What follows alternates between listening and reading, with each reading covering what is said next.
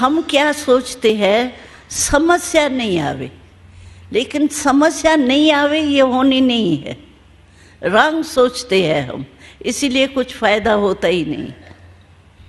समस्या का काम है आना, वो आएंगी क्योंकि कलयुग का अर्थ ही कल है, लेकिन हमको उससे पार होना है।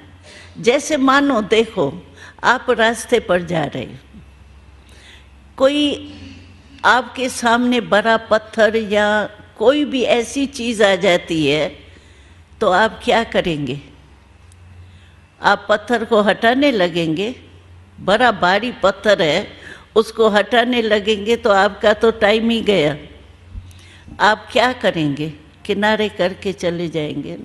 जो समझदार होगा वो ऐसा ही करेगा, या उसको ही सोचता रहेगा ये पत्थर किसने फेंका, क्यों फेंका, बुद्धिवानी नहीं है, समझदारी नहीं है, ये सोचने लगेंगे तो आपका तो सारा दिन वही बीत जाएगा। ऐसे ही ये समस्याएं आएंगी क्योंकि कलयुग है। हम समझते समस्याएं हटे तभी हमारे में शांति आवे, लेकिन ये समझ रंग है। समस्या नहीं हटनी है, हमको अपना साधन अपनाना है। जैसे गर्मी के सीजन में गर्मी नहीं हटेंगी, अभी बारिश है, आप लोग आए हो, हम समझते हैं बारिश आती है, आने जाने में आपको मुश्किल नहीं होता होगा, कोई छाते थोड़ी सभी लेके आए होंगे। लेकिन आप सोचो बारिश आवे ही नहीं, हो सकता है हम सोचे हमारे मेहमान आए हैं उनको तकलीफ होती है, बारिश आवे ही नहीं ना, हो सकता है? नहीं हो सकता है। सीजन है बारिश की, बारिश आएंगी, लेकिन हम ये प्रबंध करें आपको छाता देवे, कुछ भी देवे जिससे आपको कष्ट नहीं हो। तो यही राइट है ना। ऐसे समस्याओं में भी समस्या नहीं आवे, हम ये उल्टा सोच रहे हैं। समस्या आनी है, लेकिन हमको उसकी विधि चाहिए। अभी विधि क्या चाहिए? आत्मा में शक्ति चाहिए। जैसे मानो क्रोध आता है, क्रोध को सामना करने की शक्ति है सहन शक्ति। अगर आप में सहन शक्ति है, आपको क्रोध नहीं आ सकता है। अल्टरनेट है ना, रात और दिन जैसे। तो सहन शक्ति आज मनुष्य में है, सहन शक्ति बच्चे में भी नहीं है। तो सहन शक्ति के अभाव होने के कारण अगर हमारे को छाता नहीं है तो हमको बारिश की तकलीफ ज़रूर सहन करनी पड़ेगी ना। हम कहेंगे कि मेरे लिए बारिश आवे ही नहीं, नहीं हो सकता है। ऐसे ही आत्मा में सहन शक्ति अगर है तो क्रोध को जीत सकती है, लेकिन सहन शक्ति आज नहीं है क्योंकि आत्मा निर्बल हो चुकी है। सहन शक्ति किससे मिले? जैसे कार होती है, उसकी बैटरी डाउन हो जाती है तो हम क्या करते हैं? बैटरी को चार्ज करने के लिए गैराज में ले जाएंगे ना। कि ऐसी गैराज हमारे पास आएंगी क्या? हमको गैराज के पास जाना पड़ेगा ना। तो ये आत्मा की बैटरी बिल्कुल ही समझो एकदम नील तक आके पहुंची है, बिल्कुल ताकत नहीं है, न सहन शक्ति है, न निर्णय शक्ति है, न समाने की शक्ति है कोई शक्ति आजकल है ही नहीं। तो नहीं है तो हमको बैटरी अपनी आत्मा की चार्ज करनी है, कहाँ जाए? ये शक्तियाँ कहाँ से मिलेंगी? परमात्मा से मिलेंगी ना, उससे कनेक्शन जोड़ना पड़ेगा ना हमको। अभी देखो हमको माइक का कनेक्शन चाहिए तो तार का कनेक्शन जोड़ा है ना, जोड़ने के बिना थोड़ी आप सुन सकते। तो हमारी आत्मा में भी निर्बलता जो आ गई है ना, उसको बल चाहिए। तो परमात्मा से जब तक मन नहीं लगाएंगे ना, तब तक आपके मन में वो शक्तियाँ आ नहीं सकती है। मन में शक्ति आई, आत्मा शक्तिशाली हो जाए। इसके लिए हम बार बार सभी को निमंत्रण देते हैं, आके मेडिटेशन सीखो। और यहाँ क्यों बुलाते हैं?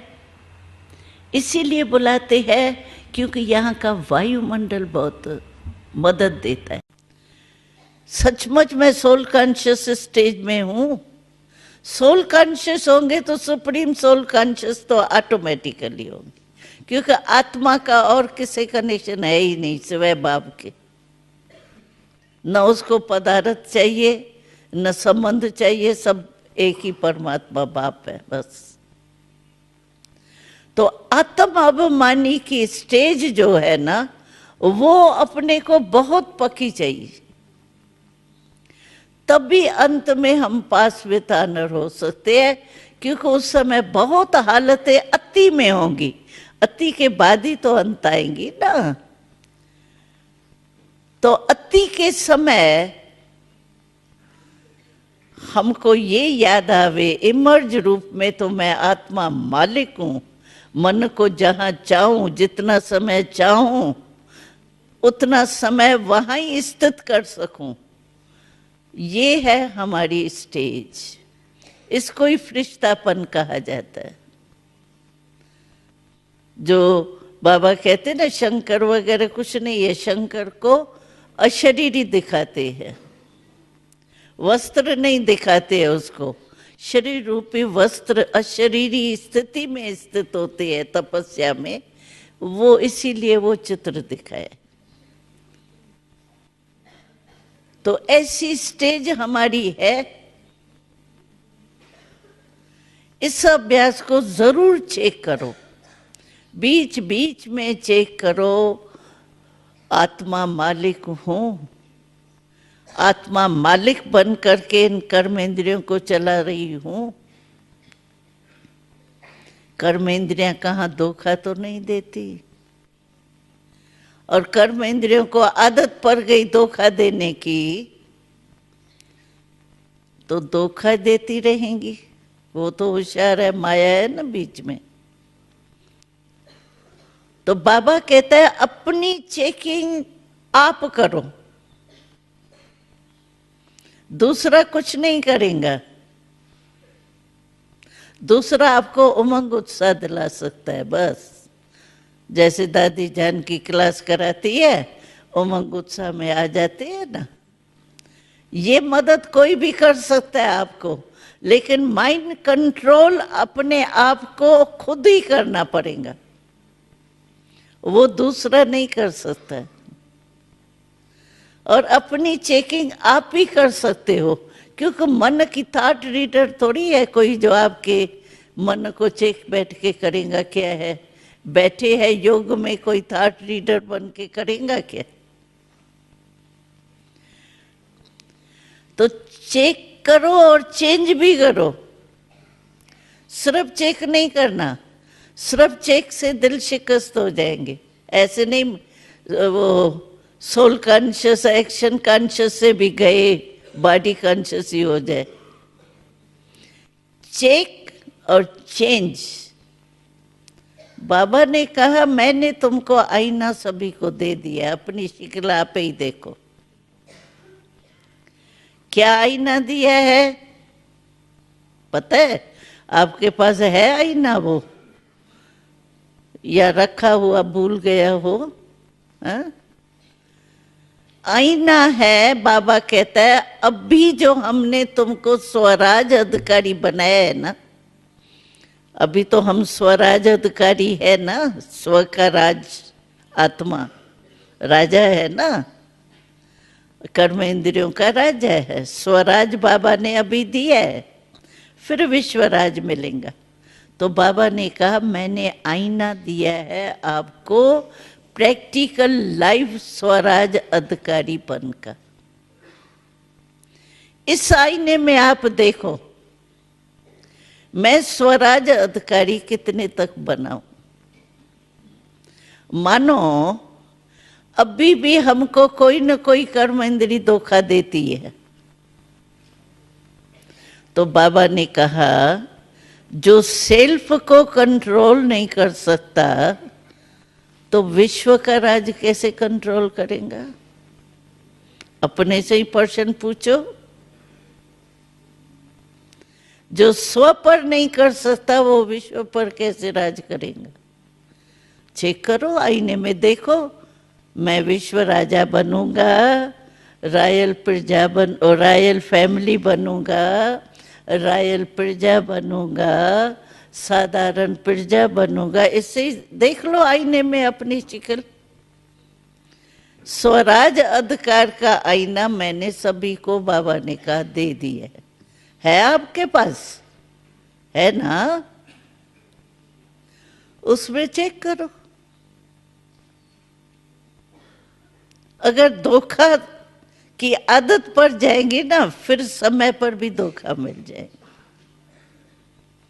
इसीलिए बाबा कहते हैं अभी से कोई भी कर्म इंद्रिया धोखा नहीं दे। उसकी विधि बस सिर्फ आत्म अभिमानी बनने की। स्वराज अधिकार अपना इमर्ज रूप में हो तो विश्वराज तो कोई बड़ी बात ही नहीं है। बाबा तो कहता है जैसे परछाई धूप में चलते हैं ना, तो धूप में परछाई के पीछे जो पड़ेंगे ना, तो परछाई आगे आगे जाती रहेंगी, और परछाई को पीठ दे दो तो हमारे पीछे पीछे आएंगी। तो भविष्य तो आपका परछाई है, वो तो मिलेंगी, लेकिन अब भी चेक करो आप स्वराज अधिकारी हो या नहीं। अगर स्वराज अधिकारी हो तो विश्वराज आपका जन्म सिद्ध अधिकार है।